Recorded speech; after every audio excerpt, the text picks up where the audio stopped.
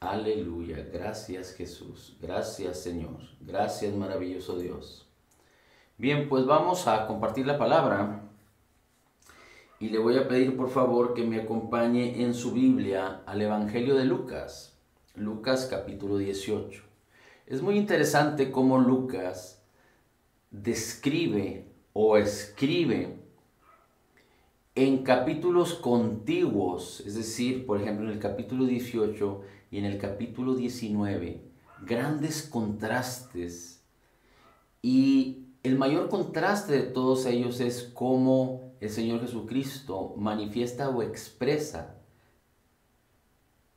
y expone la justicia de los hombres, cómo los hombres apelan a su propia justicia y a su propia bondad, y esto tiene una relación directa con la ley de Moisés, con la ley de los mandamientos, con el esfuerzo por lograr cumplir las ordenanzas o los mandamientos, y por otro lado, cómo expone la abundancia de gracia y el regalo gratuito de la justicia, aunque no se ven explícitos de una manera contundente, por ejemplo aquí en estos capítulos, porque Jesús no había ido a la cruz. Sin embargo, está expresándose a sí mismo y manifestándose a sí mismo el Señor Jesucristo como el Salvador.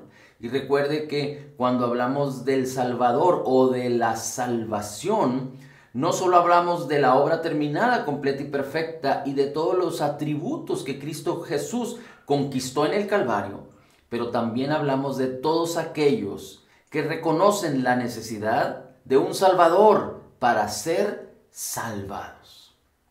Muy bien, así es que Lucas capítulo 18, usted puede empezar a leer en su casa y meditar un poco acerca de los primeros versículos. El capítulo 1 en adelante habla acerca de la viuda y del juez injusto. Y muchos malinterpretan estos versículos creyendo que hay que insistirle a Dios, que insistirle a Dios, que insistirle a Dios. Pero fíjese cómo el Señor Jesucristo describe en esta historia cómo Dios responde. ¿Acaso Dios no hará justicia a sus escogidos que claman a Él día y de noche? Y aquí, entre muchas cosas, puede expresar la necesidad de mantenernos en la fe y del reconocimiento de lo que Dios ya hizo por nosotros en Cristo. Recuerde, en Cristo ya lo tenemos todo y Dios ya hizo lo necesario para la vida y la piedad, de tal manera que nosotros a través de la fe, y recuerde, la fe viene por el oír la palabra, por meditar la palabra, por permanecer en la palabra, por creer y entender correctamente la palabra, a través de la fe podemos tomar todo lo que ya nos fue concedido, todo lo que Dios ya nos dio y nos concedió en la obra terminada, completa y perfecta de Jesús, y gracias a Cristo nos fue dado el Espíritu Santo para que nos revele lo que nos ha sido concedido a través de la palabra. Bien, después podemos leer una parábola que dice la parábola del fariseo y el publicano. Y aquí quiero enfocarme en lo que tiene que ver con el publicano. Dice, usted lo puede también escudriñar en su casa, pero fíjese cómo dice aquí, dice el versículo 11, el fariseo puesto en pie oraba consigo mismo de esta manera, diciendo, Dios, te doy gracias porque no soy como los otros hombres, ladrones, injustos, adúlteros, ni aun como este publicano. Quiere decir que los publicanos no tenían buena fama, eran de mala fama. Después dice el versículo 13, mas el publicano, estando lejos, no quería ni aún alzar los ojos al cielo, sino que se golpeaba el pecho diciendo, Dios, sé propicio a mi pecador. El publicano estaba diciendo de sí mismo, sé propicio a mi pecador.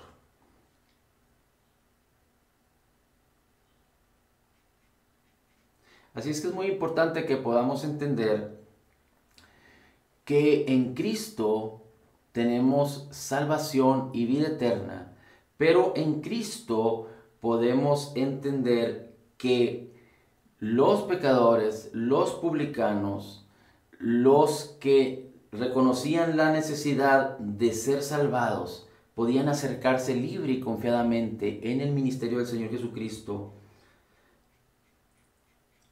sin obstáculos, en plena confianza,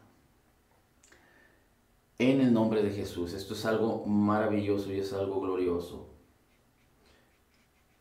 Ahora, fíjese cómo después habla de una historia que dice, después en los siguientes versículos, Jesús bendice a los niños. Y después en el versículo 18 habla acerca del joven rico. Así es que vamos a escudriñar un poquito esta escritura de el joven rico.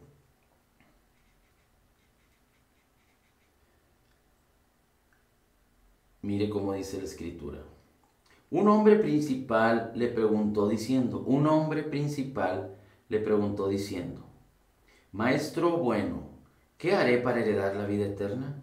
Jesús le dijo, ¿por qué me llamas bueno? Ninguno hay bueno sino solo Dios. ¿Por qué me llamas bueno? Ninguno hay bueno sino solo Dios. Los mandamientos, ¿sabes? Le dice el Señor Jesucristo. Aquí le describe o lo alinea conforme al corazón de este hombre, conforme al corazón de este hombre que se creía justo. Así es que le expone la ley. Recuerde que Dios le da al pueblo de Israel la ley porque ellos se creían que podían cumplir, que no necesitaban ser salvados, que no necesitaban ser transformados o cambiados, pero que por sí mismos y por sus propias justicias y convicciones, por sus propias obras, podían agradar a Dios.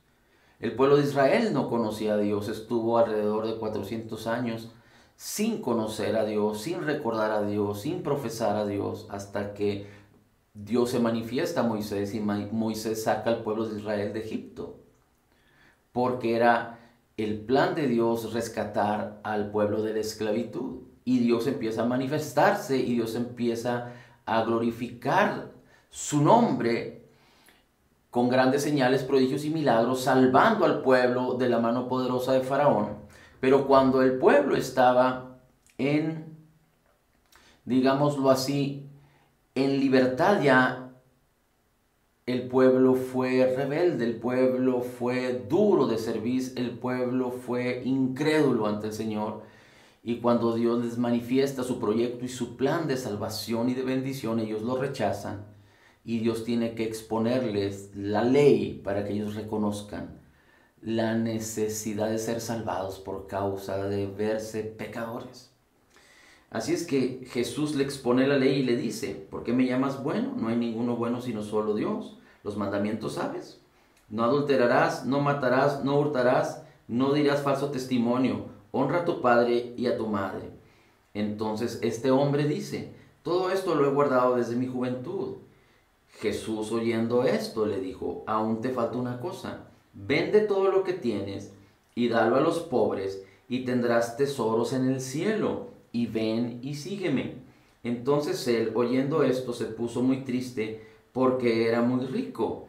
Al ver Jesús que se había entristecido mucho, dijo, cuán difícilmente entrarán en el reino de Dios los que tienen riquezas, porque es más fácil pasar un camello por el ojo de una aguja que entrar un rico en el reino de Dios. Y los que oyeron esto dijeron, ¿quién pues podrá ser salvo?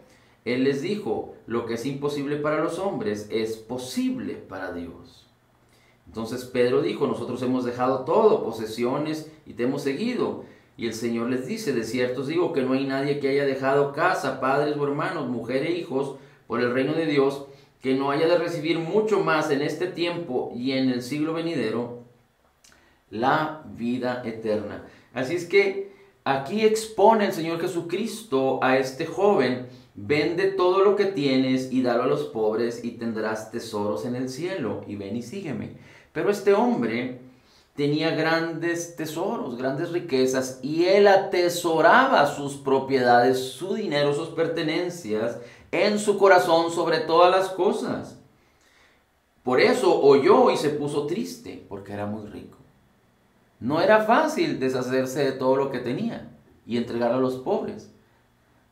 Lógicamente o logísticamente hablando no era sencillo, pero sí era posible si él hubiera decidido. Sin embargo, su prioridad, el tesoro de su corazón, sus pertenencias tenían una altura más alta que lo que podría tener el Señor Jesús en ese momento.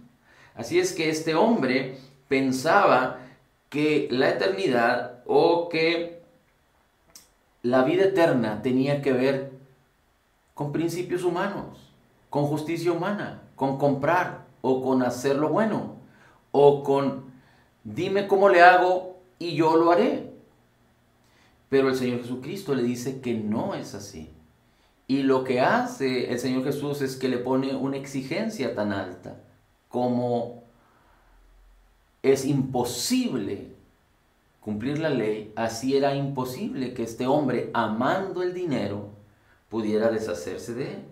Y entonces muchos dicen, o aquí los discípulos dicen, cuando el Señor Jesucristo dice, porque es más fácil que un camello entre por el ojo de una aguja que entrar un rico en el reino de Dios. Y los que oyeron esto dijeron, ¿quién entonces puede ser salvo?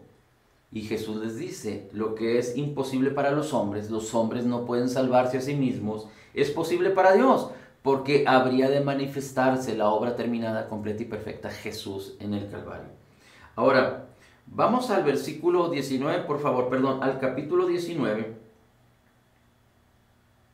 Vamos al capítulo 19 y vamos a observar algo extraordinario. Así es que vaya, Lucas capítulo 19.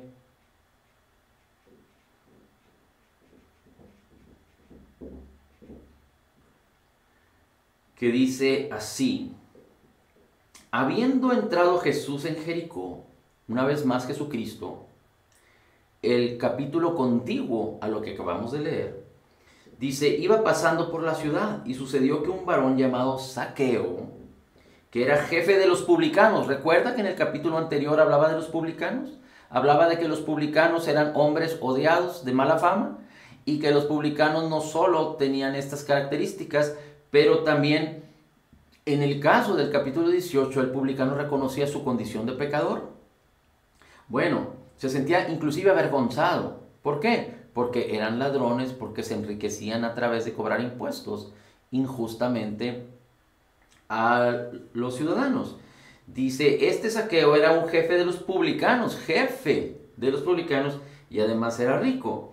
Procuraba ver quién era Jesús, pero no podía a causa de la multitud, pues él era pequeño de estatura.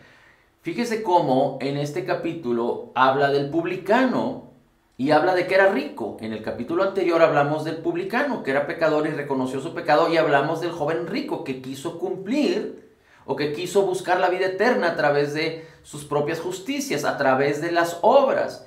Y cuando el Señor Jesucristo le toca el tesoro de su corazón, que era el dinero, aquel hombre desiste la manera de Dios, desiste cómo tener la vida eterna a la manera de Dios, cómo poder alcanzar la vida eterna a través de Jesucristo, porque él pensaba que en sus propias justicias y con su dinero lo podría lograr.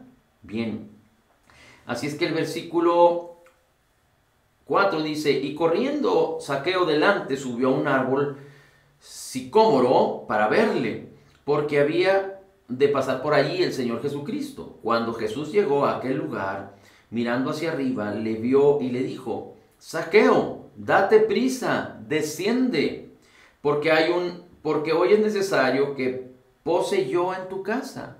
Zaqueo, desciende, date prisa, porque es necesario, dice el Señor Jesús, que hoy pose yo en tu casa.